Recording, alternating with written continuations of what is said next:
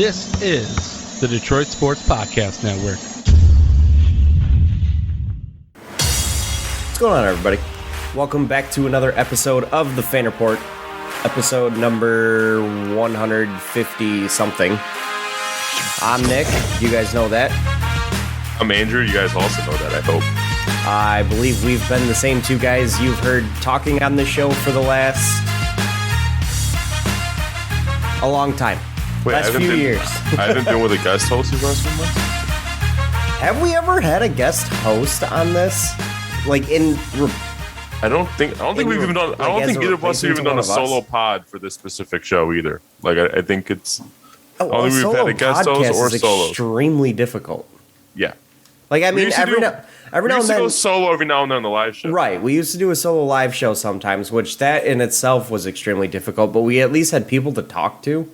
Yeah, you could play off people in the chat. Right. And you had, obviously we have a little bit of structure to the show sometimes, but like there we had like a set list of topics we were talking about, and then we really could honestly branch out to whatever we wanted with that. I mean, obviously with this show we try to keep it Detroit sports related as closely as possible anyways. Why do you have an Andre Drummond background, especially with the shoulder beard, of all things? That's why.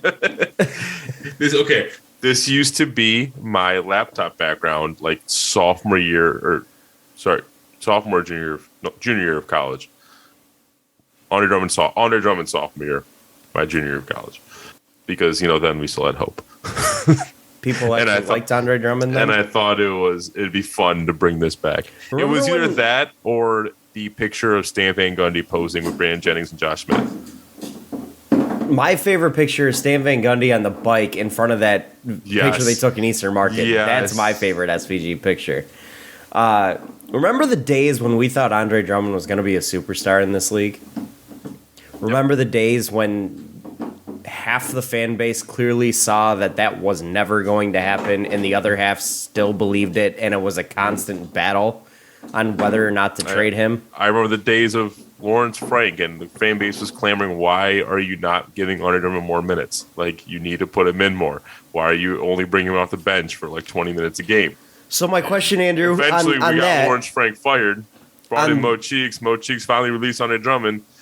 Statistically, good results, but not actual basketball. It didn't help in the win column. Yeah. It wasn't good basketball stats. It was stat padding stats. So with that being said, did Lawrence Frank have it right all along? No. Look in hindsight, maybe Lawrence Frank got a raw deal. No, Lawrence Frank is a terrible head coach, but I don't know if any head coach. Andre Drummond wasn't that bad. We'll say that he wasn't that bad. He just didn't create winning scenarios for this team as often as we would have liked him to with where we got him. And Andre Drummond the hype around needs him to be on an already established winning team and not be a primary player. Yeah, he's a role player. He's the guy that's going to go in there and clean the boards and just clog up the paint. That's what he needs to be, that guy. Yep.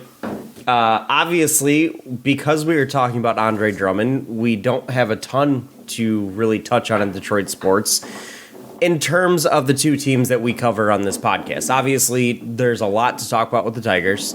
There's plenty to talk about with the Red Wings.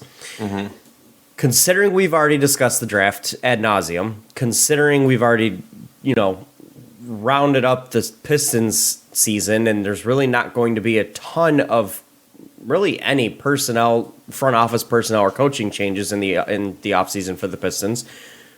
At this point in the year, there's not that much to talk about with the team.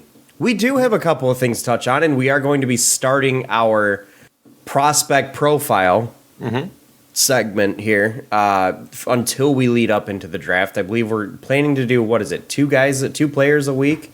So this week is going to be 3. But we're going to take 2 a week from here on out until we get to the draft. And we're going to start with some of the more obscure names before. And these are all guys that technically, legitimately could be taken by the Pistons. Obviously, this round of 3, we don't expect these guys to go to the Pistons, but if they get a raw deal in the lottery, there is a chance. Or if they were to trade back. Right. There is a chance one of these names could end up in a Pistons uniform inside the top 10. Basically, we're basically highlighting guys that we find interesting but don't crack the top 7 of our big board. Now, little bit of business note. Next week, we will not have a show. So this is going to kind of cover a little bit of both weeks. Obviously, we can't predict the news, but so we do apologize, but we got lives to live sometimes. Everybody is busy. Yeah. But we will be back in the following week. So, but that is also why we're doing 3 guys this week. We would have started this next week, but we're starting it now. So, but Andrew, you mentioned to me that you had a scenario here that you wanted to discuss, and it was Cavs related. Evan Damaro, who's a Cavs insider for Forbes, he came out and said that Jerami Grant could be a realistic trade target for the Cleveland Cavaliers this summer. I will give you his exact quote. On one hand, they could always package those picks. I'm assuming he's talking about a pair of second rounders at the Cavs zone. They can always package those picks along with contracts of someone like Lauri Markkanen or Karis LeVert and possibly a future first to get a player that could provide more of an immediate impact. Sources say that Detroit's Jerami Grant could be a realistic trade target this summer. It just depends on whether or not the Cavaliers are willing to sweeten the pot compensation-wise. There were those 2 second rounders. That's where those 2 second rounders could become key. They could be just enough to push a hypothetical trade for Grant over the finish line. So you're saying, read me the 2 names they mentioned again, Lauri Markkanen and was it? So basically, they're saying either Lauri Markkanen and Karis LeVert, who both have some pretty expensive contracts, along with 2 seconds and potentially a future first, which I don't think the Pistons bite unless they include the future first. But I would hope to God not. Like I like the idea of Karis LeVert playing alongside Kate, though. I do like too. That. That was a guy I mentioned wanting the Pistons to go after last offseason. So he would fit quite nicely alongside Cade Cunningham. There's no doubt about it. He doesn't stay healthy very often. Yeah. But he does fit. And guys like Lauri Markkanen, I mean, you can put those guys off your bench and have an outside shooting big man like that. Yep. Can't get mad about that. Granted, he's a liability defensively, but I also didn't realize that Karis LeVert's $19 million deal is expiring. This year's expiring? Like this is this coming year is the last year of the contract. Then he's an unrestricted free agent in 2023. Really? That sweetens a pop more for me. Last year. That's what I thought, but I guess not. That sweetens a pot more for me, though. I mean, yeah, that definitely sweetens. If there's a world where the Cavs are giving you Karis LeVert on an expiring deal, I'll just take that with the first round future. Well, if it's a future first, okay, probably I'll take the 2 seconds with the future first. If it's that, then I think I'd like that, to be honest. Karis LeVert, 2 seconds and a future first, yeah, I'd take that. I'll be honest with you, I'd be pretty surprised if you got that, especially considering Karis LeVert is an expiring deal. Lauri Markkanen is not an expiring deal. He still has 2 years left on his deal, and then the 3rd year is not guaranteed. So he has 2 guaranteed years left on his deal. So I would think the Karis LeVert deal would probably just be Karis LeVert in 2 seconds. That one still is enticing. It definitely still is enticing, and it would probably depend where we land in the draft lottery in terms of what we're looking at potentially getting. You know, if we're zeroed in on one of the big men because of where we drafted, then yeah, Karis LeVert makes some sense. But I don't know. I'm pretty steadfast on at least getting a first round pick for Jerami Grant. I've kind of been that way, but I also. Well, the reason I want to bring this up though is it doesn't matter to you if it's first this year versus a future first, like as long as it's a first. I would prefer a first this year, obviously, but if you're going to give me a guy like Karis LeVert or Lauri Markkanen, I may be willing to make it a future first. If you tell me it's Lauri Markkanen in 2 seconds, I don't take it unless there's a first round pick involved in that. There's no question. Karis LeVert, I'll accept the future first if you're giving me Karis LeVert. I don't think you're getting Karis LeVert, 2 seconds, and a future first. Oh, I'll wait the 2 seconds. Just give me Karis LeVert in the future first. I don't think you're getting the first. If you're getting Karis LeVert, is my point. Like it's Karis LeVert in 2 seconds, or it's not Karis LeVert in a first round pick. Is kind of what I'm thinking the Cavs would be interested in doing. I don't think they'd be willing to deal Karis LeVert and a future first round pick, especially considering Karis LeVert's $19 million itself holds quite a bit of value. Yep. I mean, they could potentially be looking at a late first round pick just on the value alone there if they take a bad contract. But it'd be tough in my mind to see the Cavs give up Karis LeVert and a first round pick. So you're thinking they'll give up, if they give Karis LeVert just the 2 seconds? I would probably think so. And would you do that if you're the Pistons? If that's the best offer on the table, yes. If I don't get an offer from the Blazers with a first round pick, I agree. That's the best offer on the table. I'm not going to keep Jerami Grant and turn down that trade when I have nothing better thrown out to me. Is it my favorite scenario that I've seen thrown in front of me, either by you or by whatever I've read? No, it's not. But is it something I was I'd more be excited about the trade deadline, to be honest with you. Yeah, but I would be willing to accept that trade because I don't see Grant as a piece of the future of this team. Karis LeVert's contract, albeit is expiring, is very similar. Obviously, it's within $1.5 million, and Karis LeVert fits this team a little bit better. So plus, he's just a better fit with this team. I mean, we need that 2 guard, and he plays that role. It just makes a little bit more sense. He's also, I believe, a little bit younger. He's I think he'll be 28 by the time the season rolls around. I think Grant will be 29 by the season rolls around. Is that right? So he's a year younger. So, I mean, it makes more sense to have Karis LeVert on this roster than it does Jerami Grant. And that's kind of where I'm sitting at. And do I think Karis LeVert is a better player than Jerami Grant? I honestly think in terms of what value they bring, they're pretty similar. They both don't stay healthy. There's no doubt about that. But they both bring scoring. Karis LeVert brings a little more athleticism to his game than Jerami Grant does, but Grant probably is a better defender. But Grant doesn't fit as well. So you're going to give me 2 second-round picks for a guy that fits a little bit better with this team and is still on an expiring deal? Yeah, I'll take that. If I didn't have a better offer on the table, which I do believe there will be better offers on the table. I do. I still fully believe you'll be able to get a first-round pick in this year's draft. I believe the Pistons will be able to dangle Jerami Grant to move wherever they want in this year's draft. On the trade market, he's one of the more premier talents out there. So there's going to be a team that is interested in bringing him in.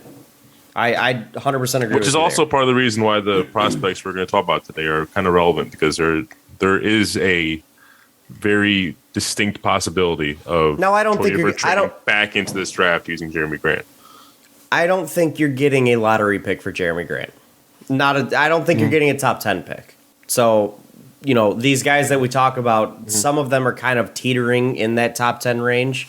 So there is possibility that maybe if you trade them for like 14 or 13 that you could get in there and grab one of these guys. But I don't expect to see Jerami Grant to bring in a top 10 pick. I'd be utterly shocked, and I would say Troy Weaver should probably be thrown in jail for theft at that point. Because that would be a fleecing of all fleecing in my mind. I like Jerami Grant, but he's not a top 10 pick worthy guy. Not in a trade market, not when he's an expiring deal like that. No way. Yeah, I'm definitely of the belief that outside of maybe Jalen Durham, the guys that we are going to talk about today, they're no guarantee to go top 10. No, they're just exactly. kind of ideas of these guys could be fits for the Pistons. Right. That's why I'm saying there's a couple of guys that, could be in that realm, but there's a chance they could go higher. Who knows? Yeah. But. So one other thing I want to talk about before we do discuss the draft is the more off-season talk here. Jalen Brunson, after his series against Utah, many were speculating that his price just went up after averaging 27.8 points per game, 4.2 assists per game, 4 rebounds per game on 36% shooting, 36% from three, 48% from the field. And it had a lot of Pistons fans just clamoring even more for him, which, I mean, it was nice to see. It did start to scare me in terms of how expensive is this going to get if we try to get Jalen Brunson. Right. Well, he finally faced a real perimeter defense against Phoenix because Utah is one of the worst perimeter defenses in the league. His averages have gone down in this series in 4 games to 17 points per game, 4.3 boards, 3.5 assists, 39% from the field, 25% from 3. That's like almost a 10-point dip. Right. Does You also have a far healthier Luka in this series than you did last series. Also, Yep, that's true. So the do ball's think not there's in his hands as much. Yeah, but I do think there's something to be said about the shooting splits too. Yes, he's facing a legitimate perimeter defense in Phoenix, unlike what he was facing in Utah. And so that's why I wanted to ask you: does this kind of give you pause? I know you weren't fully sold on it to begin with, but this kind of give you pause on giving Jalen Brunson the bag this offseason. Yeah, it does. We've seen the shooting numbers go down when he faces a tough defense, and the Suns are a far tougher defense than the Jazz. There's no doubt about that, especially on the perimeter. I like Jalen Brunson, but I'm not willing to give him a max contract. I don't think he's a max contract player. I'm not willing to pay a shitload of money for him. I think he's a good basketball player, a very good basketball player even. I think he's a guy who could help this team succeed. However, I don't think he's a guy that we should be giving, like, I would give guys like Cade Cunningham max contracts. I don't think Jalen Brunson's that good. Yeah, I've been expecting Jalen Brunson to be around 20 mil a year. I was starting to get scared that after the Utah series that might have gone up, but some team is out there still going to give him 25, 30 mil a year. I firmly believe that, and I'll be honest with you, I hope it's not the Pistons. You would take it for 20 mil a year? Yeah, I'd take him for 20. I'd take him for 20 all day. I'd take him for 22. Once you hit that 25 mil mark, that's where you lose me a bit. You know, if they do it, I won't be overly mad. If they give him 30 mil, I'll be pretty upset. Like that's not a good contract in my mind. Just in general, like 30 mil is someone I give to a franchise-altering talent. I don't view Jalen Brunson as that. Exactly. And that's why I say, like, 20, 22 mil is, like, my top dollar for a guy like that, because he's not franchise-altering. He's not going to be your number one guy 65 out of 82 nights a year. I mean, let's take a step back here. He's a 6'1" guard. He's going to have limitations, like unless he's AI or Derrick Rose or Chris Paul, which he's not. Which we know he's not. Yeah, like it's very rare to see a 6'1" guard that's worth 30 mil a year. Right, and I like Jalen Brunson. I like his game, and I do think because of the fact that we have Cade's size, that defensively we will be okay if we put Jalen Brunson out there alongside him. But I don't know. I don't see the ceiling with Jalen Brunson being something that can be productive enough to justify a massive contract like that. Like I would top out around 20 mil, and if we got him for that, sweet. He fits better than a guy like Jerry. It's essentially taking Jerami Grant's contract and replacing him with Jalen Brunson, a guy that would probably fit better with this team. It's kind of a similar argument to what I had with Karis LeVert. I like Jalen Brunson better than Karis LeVert, I'll say that. But it's a similar argument there. Very similar contract, better fit, probably a bit better of a player. I'm good with that. But once you get around to the 25 mil mark, you lose me. What are you willing to give him? No, I'm right there with you. It's the 20 mil is what I was comfortable with. And after the Utah series, I started getting kind of nervous that the Pistons were still going to pursue him and the price was going up. I do feel like he's come back down to earth in this series against the Suns, and I feel like he's played himself back down a bit to the $20 million range again. I still firmly believe a team's going to offer him 25 plus. I think there are too many desperate teams out there that look at a guy like Jalen Brunson and say, yeah, we'll give him 25. Let's hope we can get Utah Jazz type Jalen Brunson, not Suns Jalen Brunson. Well, I wonder what the Mavs will offer him. Like how much the Mavs be willing to resign him for? I bet you they'd probably match him pretty high. I bet you they'd probably, because he's an RFA, right? I think so, yeah. I bet you they'd be willing to match him up to 25 also.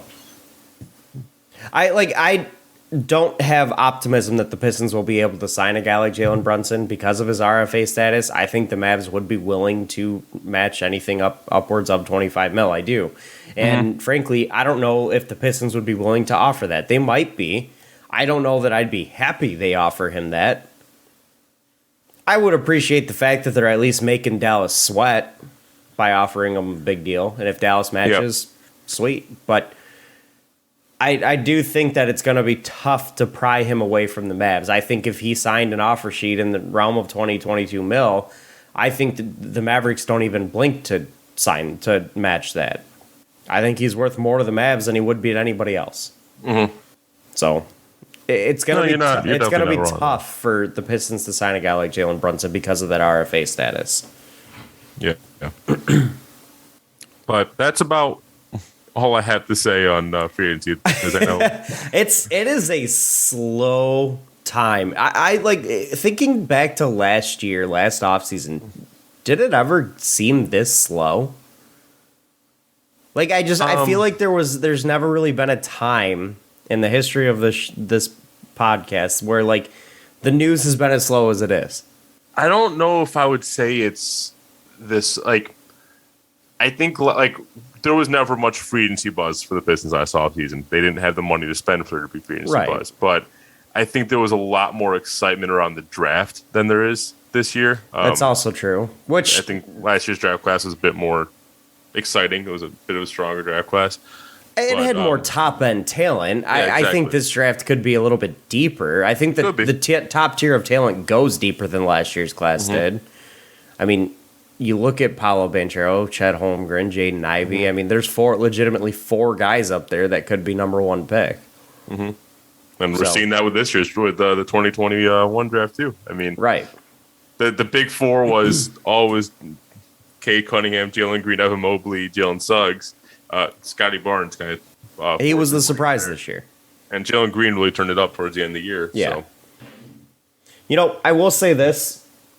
It is very nice to finally have sun and to be able to do this show while it's sunny outside. And, you know, if I want to open up the window and just feel a nice breeze, I've missed that in this state.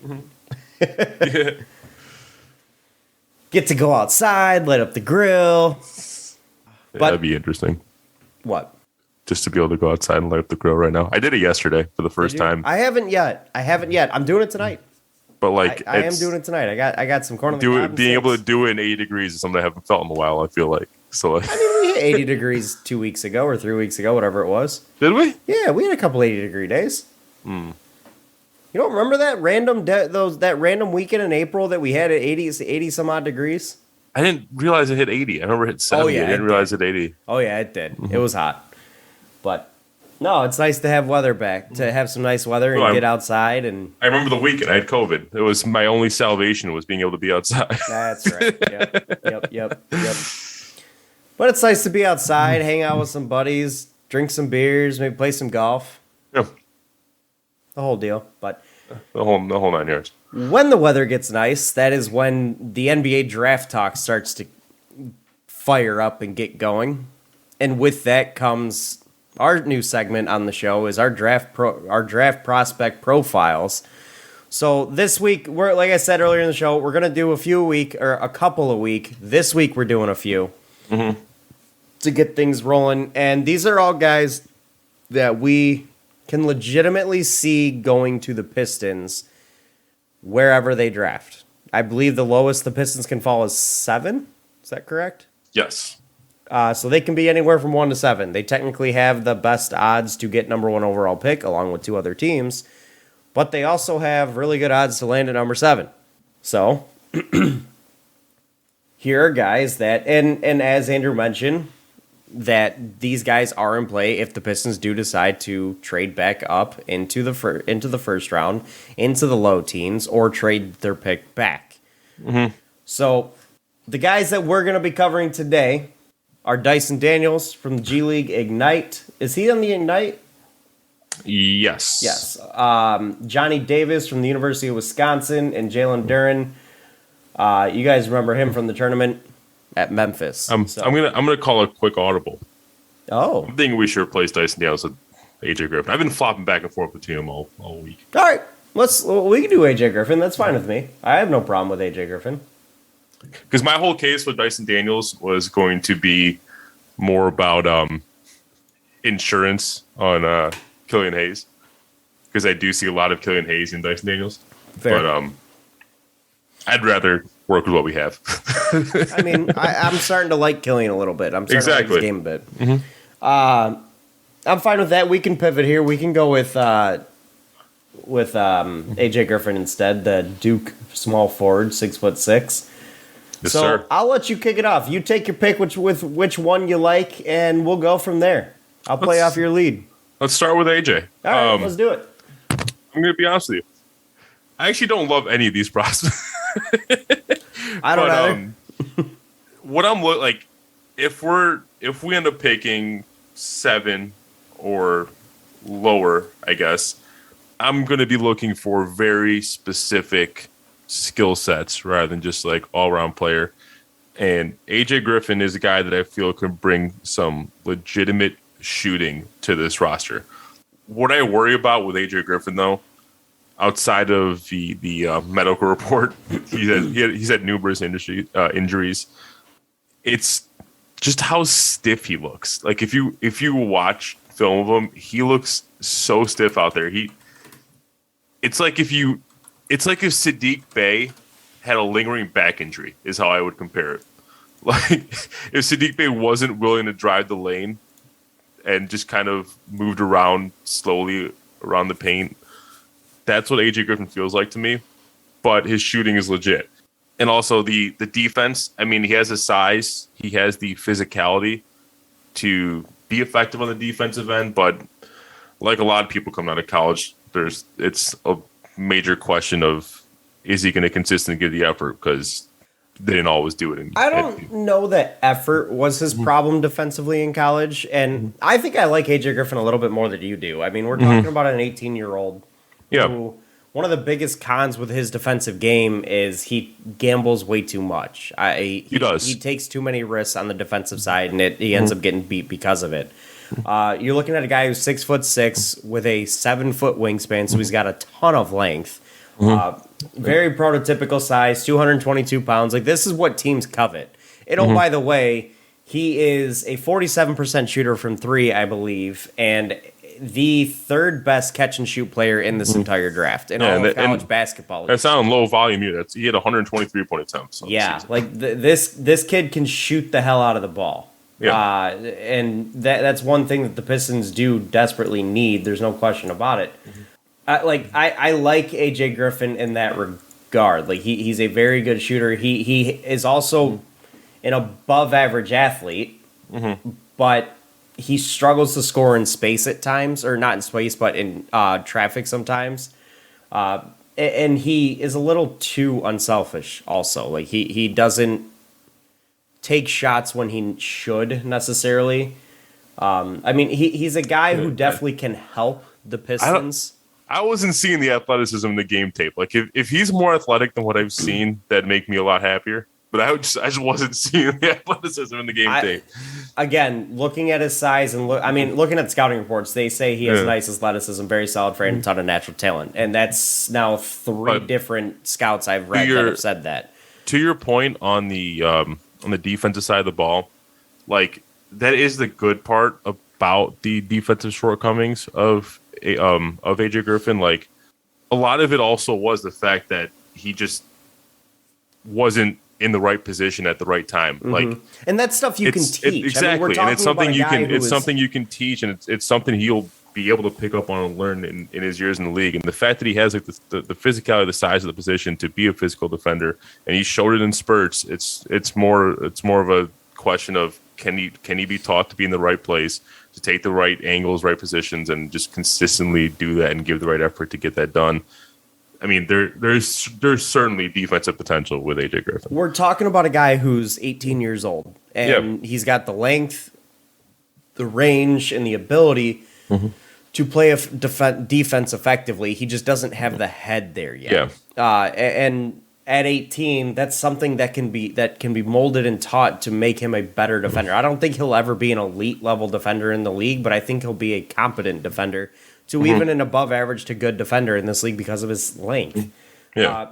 He's a guy who, he can shoot the hell out of the ball. There's no question about that, and every team can look at a guy on the wing and say, if you can shoot the ball at a catch and shoot rate that is third best or top 5 in all of college basketball, you can succeed in this league, especially if you're able to play a little bit of defense. I mean, the prototypical 3-and-D guy is one of the more coveted prototype players in this league. And I think AJ Griffin has a high ceiling because of what he brings. His game translates to the NBA in that regard.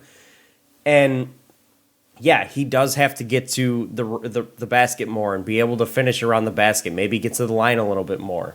But he is a great shooter. He has a ton of length. He doesn't turn the ball over a ton. Like he's a guy who seems to be ahead of an 18-year-old on the offensive side, but behind the game as at 18 on the defensive side. And if he continues to improve offensively while also improving defensively, I think this kid can be really good in this league. He's just got to build his game a little bit, especially on the defensive side of the ball. He's got to be willing to use his length to get to the rim also. Yeah. And I know I said this in a previous pod when we talked about AJ, and I kind of alluded to it earlier in what I said about him, but I don't know about you. I do see a lot of Sadiq in AJ Bay, in the AJ Watt, AJ Bay, AJ Griffin. It's something that both makes me comfortable, but also worries me because, again, it's the idea of where does this fit on the roster. But again, a lot of the reason I saw a lot of Sadiq in him was because the game tape that I was watching on AJ Griffin, I wasn't quite seeing the athleticism that scouts are alluding to. But if he's more athletic than the game tape was I'm telling you, every single scouting report I have pulled up, and I've got 5 of them, are saying he's got a lot of explosiveness on his feet. Then that makes me a little more comfortable with the idea of AJ Griffin. I will say my one major turnoff with him is the fact that he does have injury concerns. That he exactly struggles to stay healthy, and if you can't play at least 60, 70 games in this league, you're no good to me. So that's something that would kind of scare me away a bit. But I think that the potential and the upside for a guy like AJ Griffin is tough to deny. There's no doubt about that. I mean, he is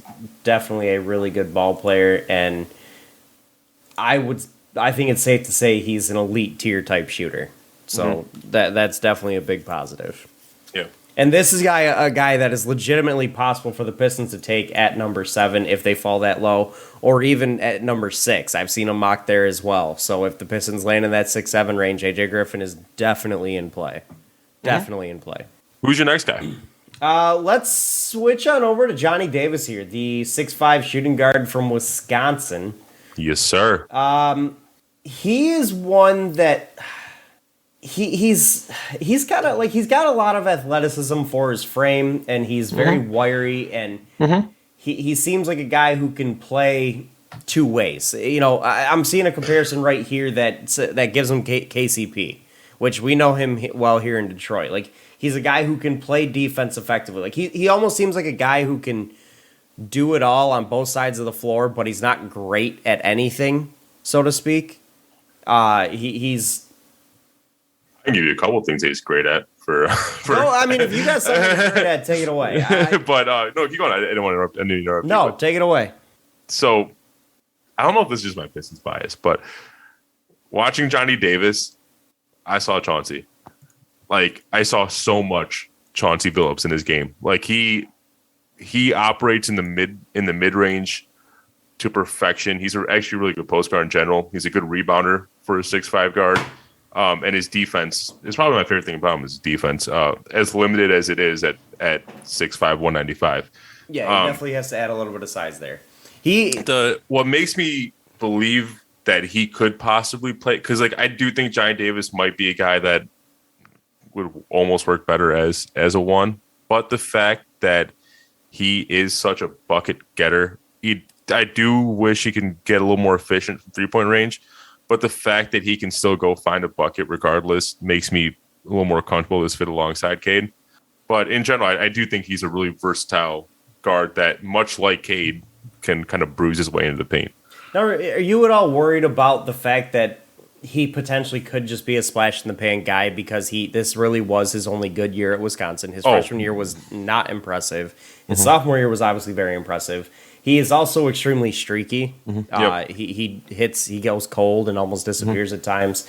He is pretty smart out of the pick and roll, which it does seem to me like he's a guy who needs the ball in his hands to truly be his best self, and that does concern me a little bit with the fit alongside Cade, as you mentioned. But I guess I can kind of see a little bit of the Chauncey comparison there with the way that he's able to be a post-up kind of guard. But again, I firmly believe Cade will be the best post-up guard in the league in a couple years' time. So it's kind of tough to play basketball with two post guards. Exactly. That's where we have the question of, if we have Cade here and then draft Johnny Davis, is Johnny Davis's specialty going to be interfering with what Cade does really well?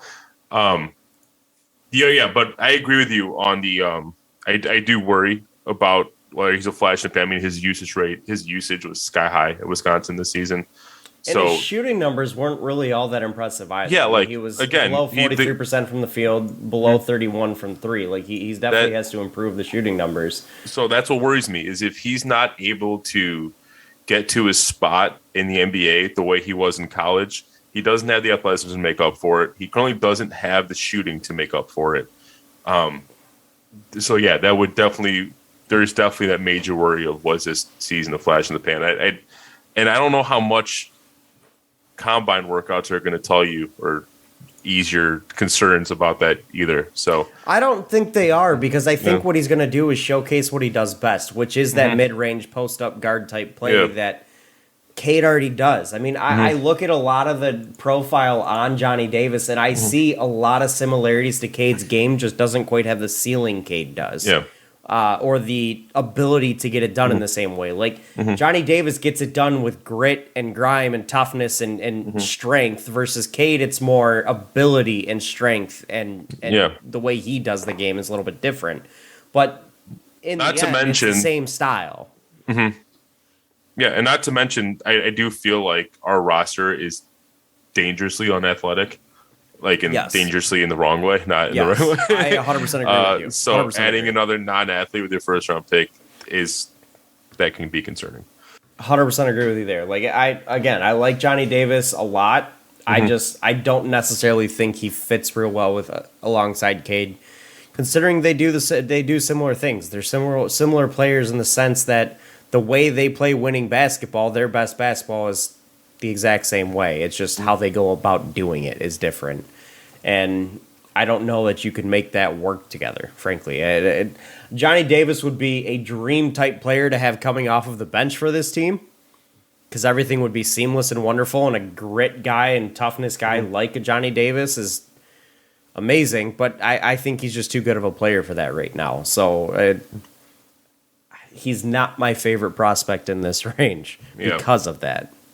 So we move on to number 3. Yeah. Jalen Durham, the big out of Memphis, probably the best pure center in this draft.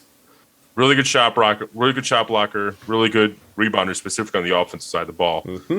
He can get you a bucket down low. He doesn't have like an extensive array of moves, but he has some nice touch on the interior, enough to get the ball in the hoop from within 5 feet.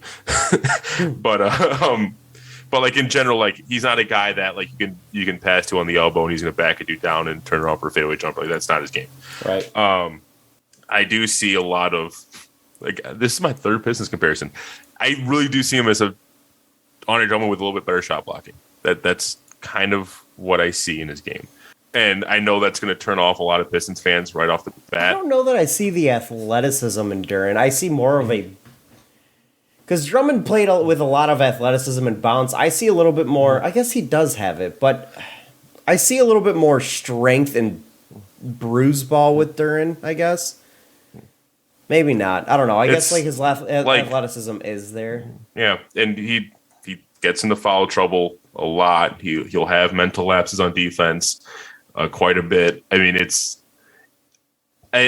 there's a lot there to scare like specifically Pistons fans, but the thing with Jalen Durham is he really does fit the type of role that this team needs on the interior. I was going to say, which is a taller, big who can protect the rim, and grab the rebound when it's there. Right. And the one thing about Jalen Durham also that I don't think Drummond really had a ton of is he's got a lot of lateral quickness. Drummond struggled moving side to side down low quite a bit, and it led to him, yes, he got the shot blocks. He got the block shots quite often, but he also was in bad position a lot, and that caused him to get into foul trouble or give up buckets on plays that he really shouldn't. And he also didn't play with as much strength as you thought he would have defensively. And I think Jalen Durham doesn't do that. I think Jalen Durham shows his strength, shows his lateral quickness, shows his ability. And Durham also has a 7'5" wingspan. Like that length you can't teach. You can't like that. That's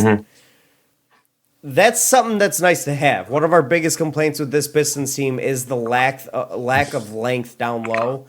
And Durham brings an extreme amount of it. Yep. With a bunch of size. He's a big body down low. I mean, he's exactly the type of guy that the Pistons could use down low. Now, defensively speaking. Offensively, he probably clogs the paint a little bit too much for guys like Cade Cunningham to who work down low themselves and work around the basket. That's a little bit scary to me, and that necessarily doesn't put me in the right. Like, I'm not feeling it as much.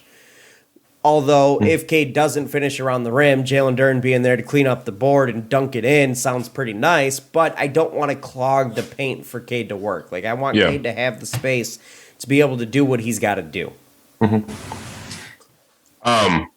Let me give you some. I wanted to give a positive stroke on this, though. I feel like I was very negative on Jalen Durham just to kick this one off. I do feel like Jalen Durham's going to be, like for me, it's going to be a matter of where am I willing to take the risk to find out what it can become. Because what he can become, if he can just stretch out his offensive game to just mid-range. I'm not talking about three-point, I'm just talking about mid-range. If he can just get 15 feet from the rim and still get me a bucket, and if he can get a little more disciplined on defense, so improve on the foul trouble, be a little more focused. He is a better free throw shooter than Drummond was. He shot 62% from the line last year, which isn't. That's where good. Drummond is currently, isn't it? Which somewhere on there. But Drummond took how many years to get there? Yeah, like 62% by no means is any good, but.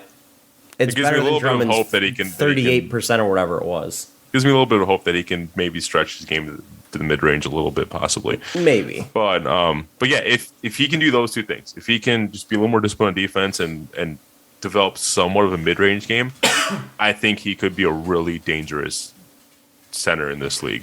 The one thing, do you want to take that risk? That's the question. I will kind of move over to the negative side of things. He doesn't have a great basketball IQ, and he also has those mental lapses on defense, right? And he also has absolutely zero back to the basket game. Yeah, and out of a post guy, like you kind of need that, especially if you're playing a 4-out 1-in like the Pistons are trying to build around. You need a guy who can play back to the basket down low or be effective in the pick and roll. Which in the pick and roll he probably is pretty damn good. Considering he's a guy who relies on lobs and getting to getting the ball up high, down low with this squared up to the basket, get the ball, jump, catch, dunk.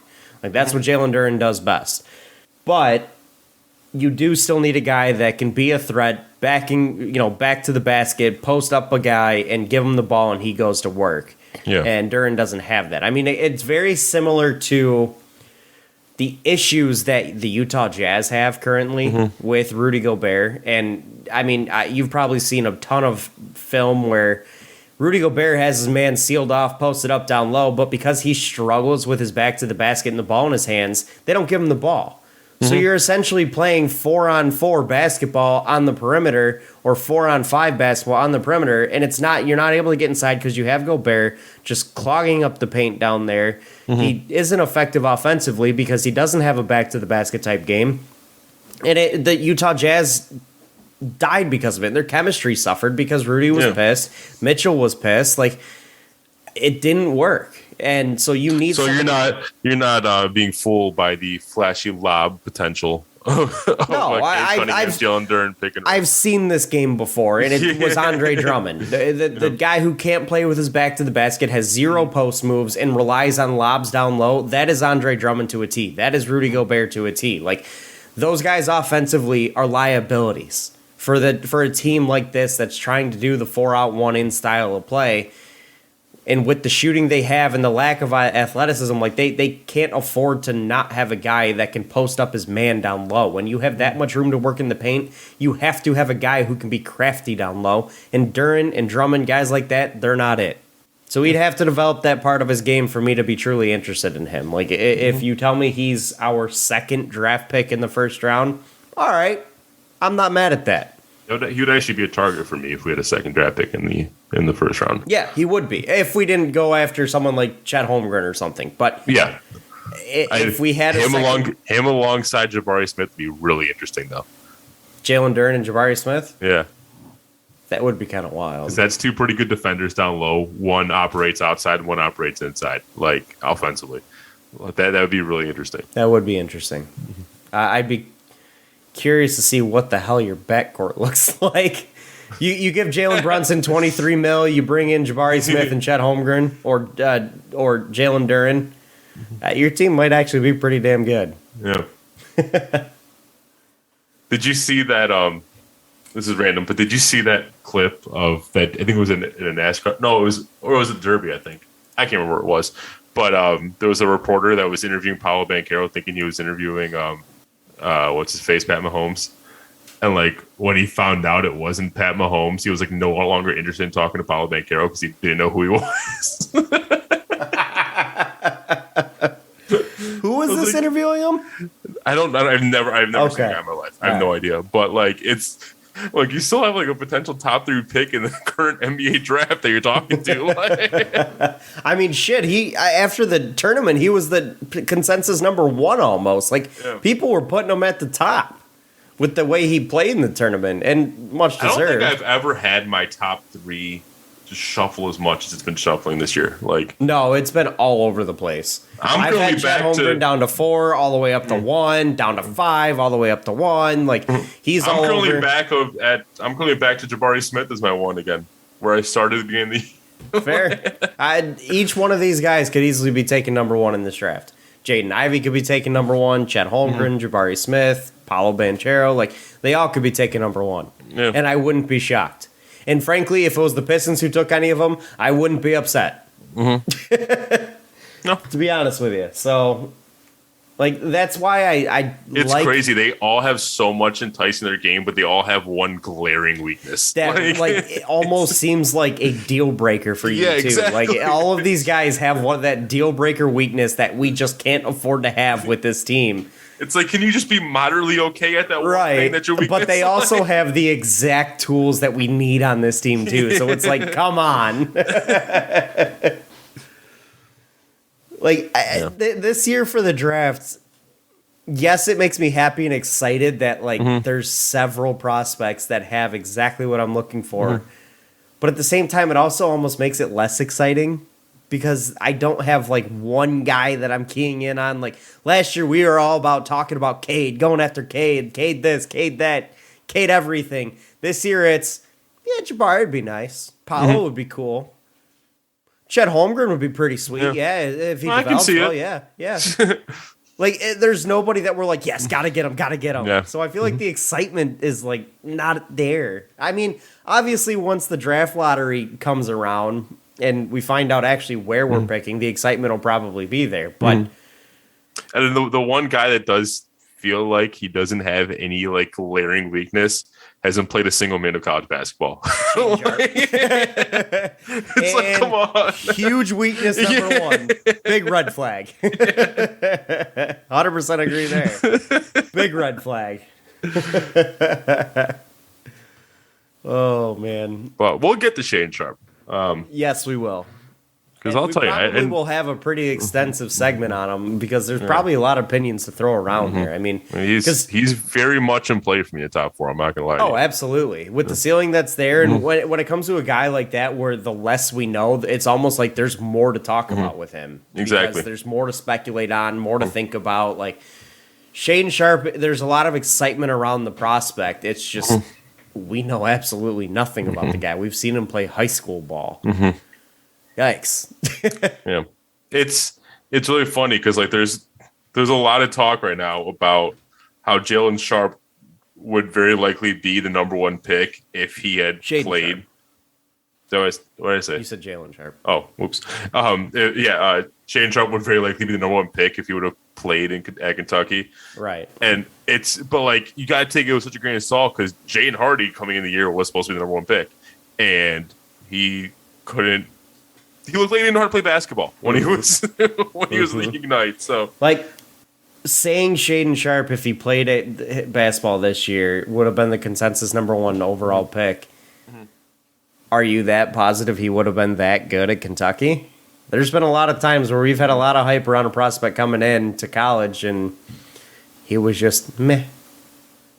Or he was Kentucky good. even. Yeah. Or he was good, but not great. Like, didn't Scalabissier, remember him? Yes. Didn't Duke have a guy a few years back that had super high prospects coming in, and then he just kind of fell off a little bit? I'm trying to remember.